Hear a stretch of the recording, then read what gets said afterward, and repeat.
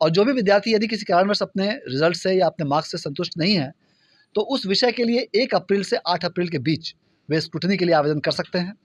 देखो, जो विद्यार्थी इंटर का एग्जाम बिहार बोर्ड में दिए हैं और इंटर का एग्जाम मतलब उनका रिजल्ट आ चुका है और उनको लगता है कि मैंने जितना लिखा उतना बिहार बोर्ड जो है ना नंबर आपको उस विषय में नहीं दिया है, तो उसके लिए आपको जब बिहार बोर्ड से नोटिस आया कि आप ये काम करके 1-2 काम करके आप उस विषय में अपना नंबर बढ़ा सकते हैं। मेरे पास भी बहुत सारे बच्चों का कमेंट आ रहा था, नोटिस आ रहा था कि सर बताइए कि मैंने फिजिक्स में या मैंने इतिहास में मैंने भूगोल में 80 नंबर का लिखा और ससुराल नंबर दिया है 20-20 नंबर फेल कर दिया, बताइए क्या करें। या मान लीजिए कि आपने इतिहास में 80 नंबर का लिखा है और आपको मात्र 40 को नंबर दिया, तो फिर 40 नंबर कटा क्यों? ठीक है, तो इस कंडीशन में बिहार बोर्ड ने बहुत सारा नोटिस जारी किया है और वो नोटिस क्या है, एक एक बातों को समझेंगे कैसे आपको लगता है कि इस विषय में नंबर कम है तो आप उस विषय में अपना नंबर बढ़वा सकते हैं। क्या करना होगा सारी जानकारी इस वीडियो में आपको दूंगा, बशर्ते आप देखते रहिए। आप लोग बता दूं कि बिहार बोर्ड जो ना इंटर का जो रिजल्ट था वो 25 मार्च को सुना दिया था, ठीक है ना, यानी कितने मार्च को? 25 मार्च को इंटर का रिजल्ट सुनाया था। उसके बाद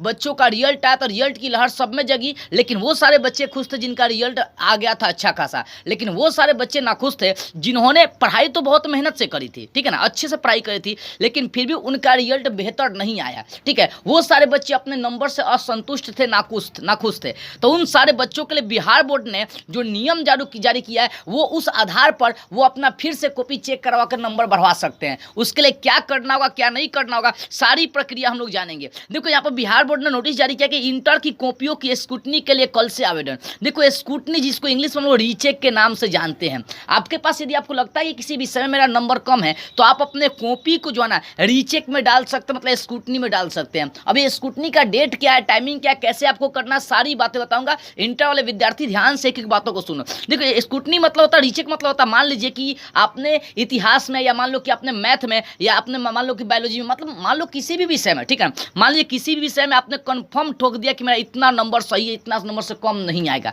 तो उस कंडीशन में यदि आपका रिजल्ट आता है, पता चला कि उस विषय में 80 नंबर सही था मेरा और रिजल्ट जब आया तो उसमें आपको एग्जामिनर 30 नंबर या 40 नंबर दिया है, आपका उसमें नंबर कम है, तो उस कंडीशन में आपको क्या करना है, इसके लिए आपको नोटिस जारी किया गया है। आपको लग रहा है कि बिहार बोर्ड ने आपकी कॉपी को सही से चेक नहीं किया है, तो उस कंडीशन में आप स्क्रूटनी और रीचेक में अपने कॉपी को डाल सकते हैं। अब रीचेक या स्क्रूटनी में डालने के लिए आपको क्या क्या सामान चाहिए, कितना से कितना तारीख तक कर सकते हैं, वो सारी बातें आपको बता रहा हूँ, ध्यान से समझिए। देखिए आपको बोला कि बिहार बोर्ड जो ना स्क्रूटनी मतलब होता है फिर से कॉपी जांच होगा। मान लो कि आपका मतलब मान लो कि किसी विषय में आपका नंबर कम है, तो उसके लिए क्या करना होगा, स्क्रूटनी में डालने के लिए टाइमिंग दिया गया 1 अप्रैल से 8 अप्रैल तक जो ना स्क्रूटनी के लिए आपका फॉर्म भर जाएगा। ये फॉर्म जो ना पास के साइबर से या अपने कॉलेज से जाकर भर सकते हैं आसानी से स्क्रूटनी के लिए। कॉलेज से ही आपका बेहतर होगा, कॉलेज में ये सब चीज होता है, ठीक है। तो 1 अप्रैल से लेकर 8 अप्रैल तक ये काम कर सकता है। अब इसके लिए क्या क्या सामान चाहिए वो बता रहा हूँ। देखो स्क्रूटनी में कॉपी डालने के लिए या तो आपके पास कॉपी नंबर होना चाहिए और नहीं तो आप अपना रोल नंबर रोल कोड वहां से डाल दो। रोल नंबर रोल कोड से भी आपका चेक हो जाएगा,